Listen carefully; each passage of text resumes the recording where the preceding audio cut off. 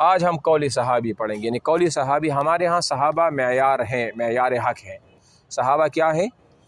معیار حق ہیں، یعنی ہاں صحابہ کے تمام صحابہ عادل تھے۔ کیا تھے؟ عادل تھے، ٹھیک ہے۔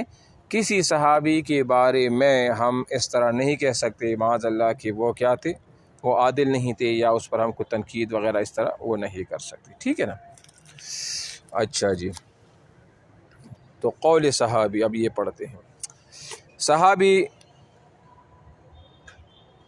ام المساکین زینب بنت خزیمہ،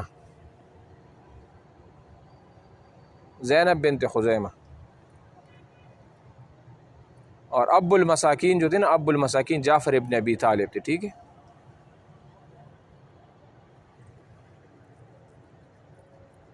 پڑھو قول صحابی۔ صحابی کی تعریف کیا ہے؟ دیکھو صحابی کیا ہوتا ہے؟ صحابی وہ ہے جس نے آپ علیہ الصلاۃ والسلام کو ایمان کی حالت میں دیکھا ہو اور ایمان کی حالت میں اس کی وفات ہو گئی ہو، اس کو صحابی کہا جاتا ہے۔ کیا کہا جاتا ہے؟ صحابی وہ کہا جاتا ہے۔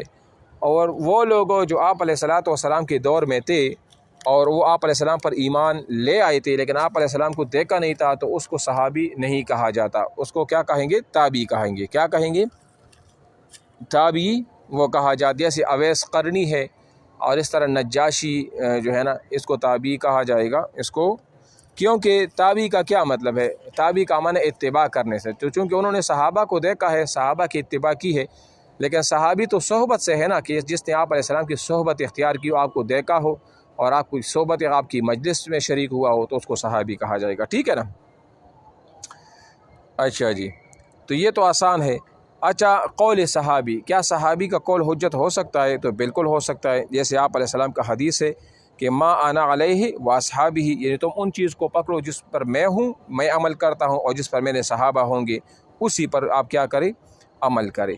اور دوسری حدیث ہے کہ علیکم بسنتی و سنتی الخلفاء الراشدین، کہ میری سنت کو مضبوطی سے پکڑو، و سنتی الخلفاء الراشدین، اور میرے خلفاء راشدین کا جو طریقہ ہے نا، اس کو کیا کرو؟ مضبوطی سے وہ پکڑو، ٹھیک ہے نا۔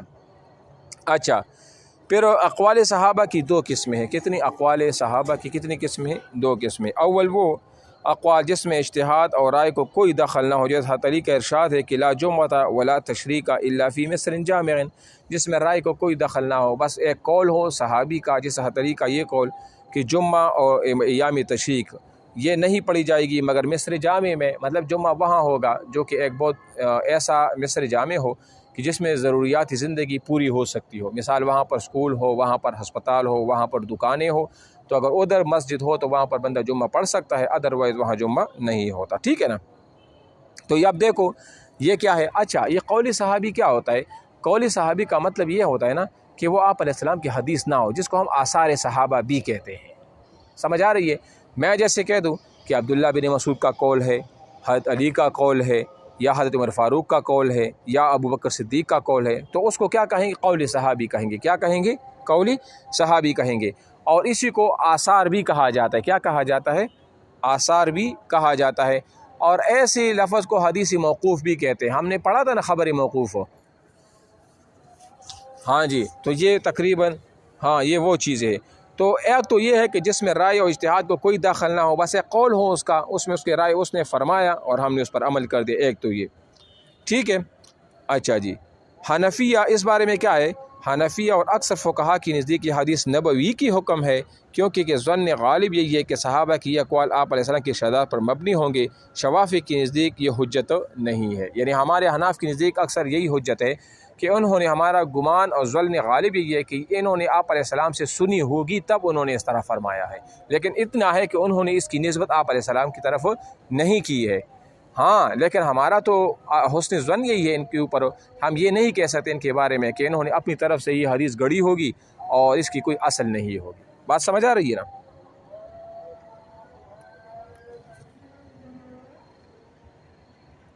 کرتے ہیں لیکن وہ کہتے ہیں وہ اس کو کیا نہیں مانتے؟ قول صحابی کو ہر جگہ پر حجت نہیں مانتے نا۔ یہ ابھی نیچے آئے گا کہ قول صحابی ان کے ہاں کیا معیار رکھتا ہے۔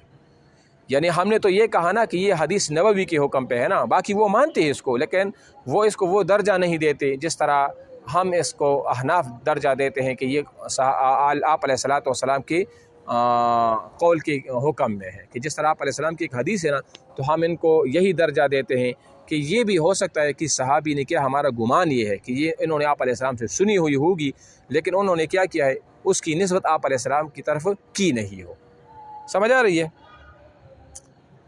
نمبر 2، ایسے اقوال جن میں اجتہاد اور رائے کی گنجائش ہو، یعنی کچھ ایسے اقوال ہوں گے صحابہ کے کہ وہ تو ان کے ایسے اقوال تو نہیں ہوں گے، لیکن اس میں اجتہاد اور رائے کو دخل ہوگا، یعنی اپنے اجتہاد سے انہوں نے یہ کہا ہوگا کہ یہ مسئلہ جو ہے نا وہ ایسا ہے، تو یہ کہتے ہیں اگر یہ اقوال کتاب و سنت کی نص سے متعارض ہو تو حجت نہیں۔ اگر اس کا کہ صحابی کا قول ہے اور اس میں اجتہاد اور رائے کو دخل ہے اور وہ قرآن اور حدیث اور نص کے متعارض آتا ہو، تو پھر تو ہم اس کو تسلیم نہیں کریں گے۔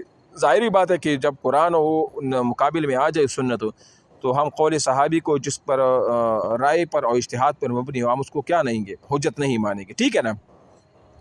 اکثر صحابہ میں اس مسئلہ پر اختلاف رہا تب بھی حجت اصلا میں اگر صحابہ میں اس مسئلہ پر اختلاف رہا تب بھی حجت نہیں، اگر نص متعارض بھی نہ ہو اور کسی صحابی نے اس کے خلاف روایت منقول بھی نہ ہو، یا اس مسئلہ کسی اور صحابی کی واضح رائے سے مروی نہ ہو، تو یہ اقوال بھی حنفی کے نزدیک حجت یہ ہوں گے۔ اگر ایسا ہوا تو مثال کے طور پر بعض صحابہ نے کے ساتھ اختلاف کیا یا کسی نص شرعی قرآن سنت کی یا اس کے خلاف ہو، تو پھر اس قول صحابی کی پھر کوئی وہ نہیں ہوگی، وہ قطع نہیں ہوگی، اس کو ہم دلیل اور حجت نہیں بنا سکتے۔ ہاں اگر یہ مذکورہ چیز نہ ہو تو پھر وہ ہمارے لیے حجت بن سکتی ہے۔ بات سمجھ آ رہی ہے نا؟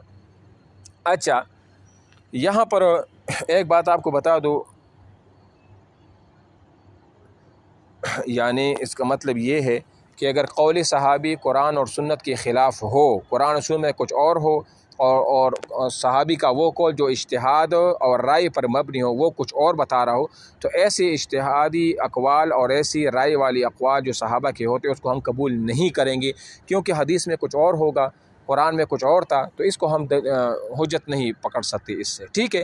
ہاں، اور اگر ایسا بھی ہو کہ اور صحابہ نے ان کے اختلاف کی ہو اور ان کی رائے کو قابل قبول نہ مانا ہو، تو تب بھی ہم اس کو حجت نہیں بنا سکتے اس قول صحابی کو، ٹھیک ہے۔